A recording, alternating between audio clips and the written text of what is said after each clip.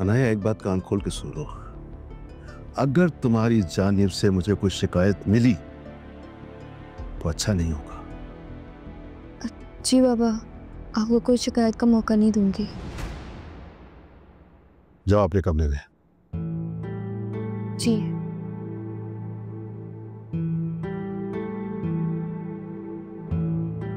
और बच्चियों के मामले में झूठ बोलकर उनका साथ देना उन्हें शय देने के मुतरादिफ है। और अगर ऐसा है तो ख्याल रखना कि इसकी सिर्फ तुम जिम्मेदार होगी।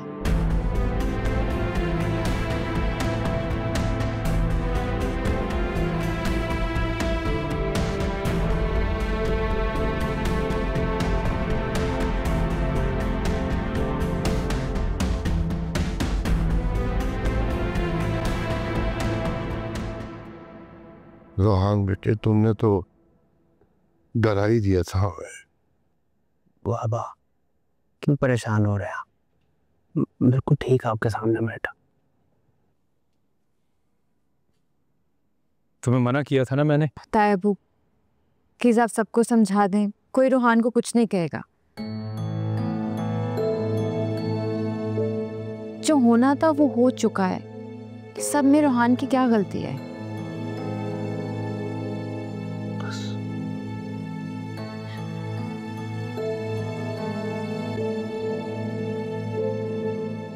खैर, वैसे मेरी डॉक्टर से बात हो गई है। उसने कहा परेशानी की कोई बात नहीं है, इंशाल्लाह हफ्ते में ठीक हो जाएगा। समी कैसा है?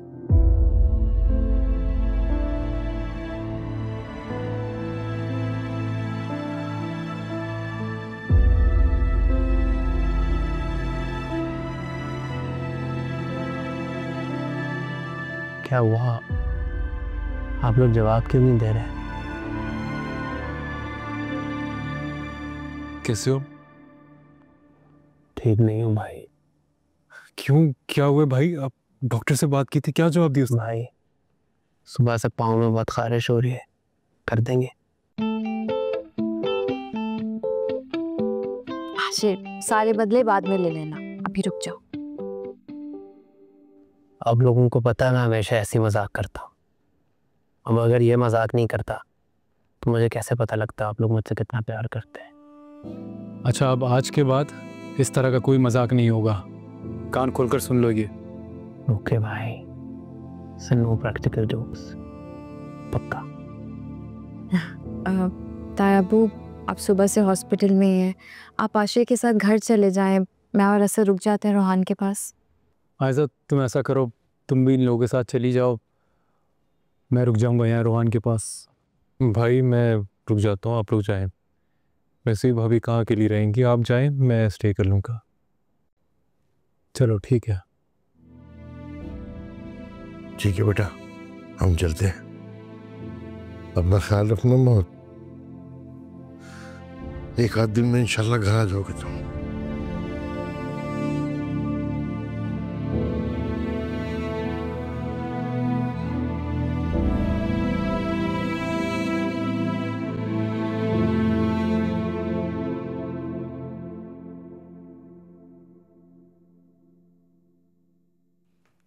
तुम्हारी वजह से मुझे मजीद और कितने झूठ बोलने पड़ेंगे तुम्हारे बाबा से।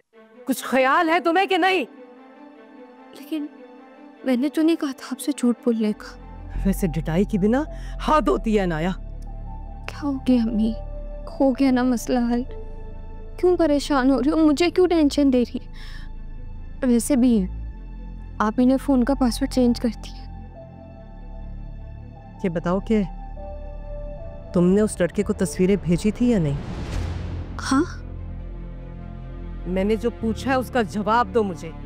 तुमने उस लड़के को तस्वीरें भेजी हैं या नहीं? इधर देखो, इधर देखो, जवाब दो, बोलो, भेजी है या नहीं? बस एक तो भेजी थी अम्मी, ज्यादा नहीं। तुम्हें जरा भी लिहाज नहीं आया माँ बाप की इज्जत का? अरे हमारी इज्जत से ज्यादा तुम्हें उस लड़के पर यकीन है? हाँ, ये तो अल्लाह का शुक्र अदा करो कि सिर्फ आयजा ने देखी है। अगर असद ने या भाई साहब ने देख ली होती तो कयामत आ जाती। किसी को मुंह दिखाने के लायक न रहते हम लोग। लेकिन अम्मी तस्वीरों में ऐसा कुछ नहीं था कि आप लोगों की इज्जत पे बात आती। मेरी बात कान खोल के सुनो। उस लड़के से कहो कि यहाँ पर आए अपने माँ बाप को लेकर तुम्हारा रिश्ता लेने के लिए, क्योंकि मैं तुम्हें मजीद इस घर में नहीं बर्दाश्त कर सकती। मैं तुम्हारा निकाह करके दफा करूंगी, और अगर वो यहाँ नहीं आया ना 1-2 दिन के अंदर, तो मैं किसी से भी तुम्हारी शादी तय करके निकालूंगी, तुम्हें दफा कर दूंगी इस घर से बाहर। नहीं अम्मी, आप मेरे साथ जबरदस्ती नहीं कर सकती। प्लीज अम्मी मेरी बात तो सुने आप एक दफा। सारा कसूर मेरा है, सारी गलती मेरी है, ये सारा किया धरा मेरा है। मुझे तुम्हारे बाबा से कुछ नहीं छुपाना चाहिए था, उन्हें सारी बात सच सच बता देनी चाहिए थी। मैंने तुम पे यकीन किया, मेरा कसूर है, मेरी गलती है, सारा किया धरा मेरा है। तुम्हारी बातें यकीन करके इतबार करके मैंने बहुत बड़ी गलती की है, मेरा ही कसूर है, सब कुछ मेरा किया धरा है। अम्मी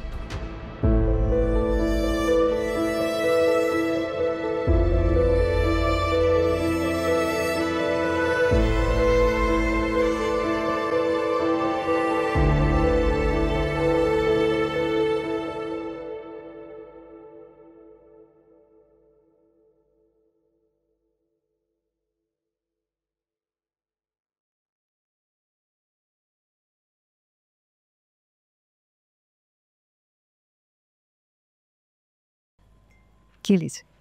थैंक यू।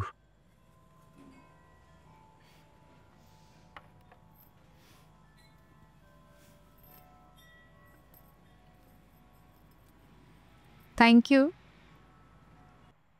किस लिए?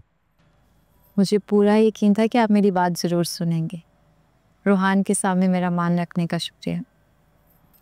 पता है, बहुत ज़्यादा डरा हुआ था, उसे लग रहा था बहुत ज़्यादा नाराज़ हो जाएंगे।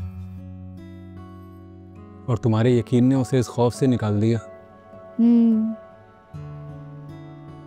मेरी तसल्ली देने के बाद काफ़ी मुतमईन नज़र आ रहा था। वैसे आयज़ा, ऑनेस्टली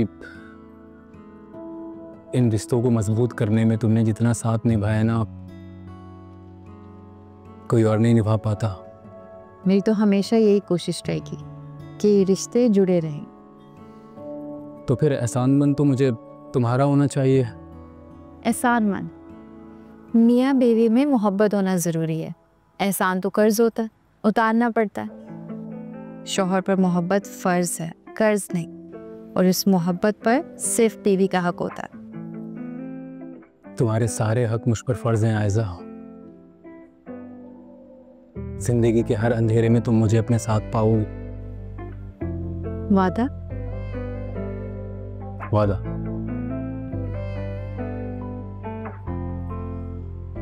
तुम क्यों नहीं पी रही कॉफी? लो। Thank you again. गम है या खुशी